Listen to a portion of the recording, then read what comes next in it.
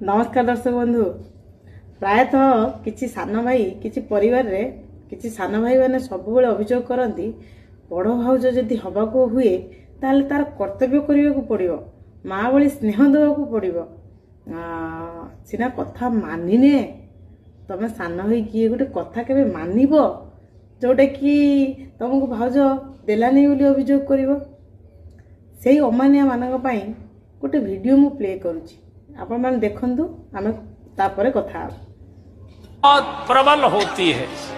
चाहे भविष्य को भावी कह लो, चाहे अपने घर की भावी को कह लो, भावी बहुत प्रबल होती है। भावी का बहुत आदर होना चाहिए, बहुत सम्मान होना चाहिए।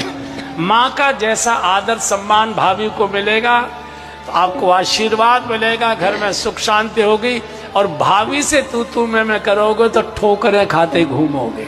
भावी सुनले तो आपण मैंने गुरुजी कौन कहले किसी सान भाई भावुं मु खाली सान भाई मानू खराब कहूँ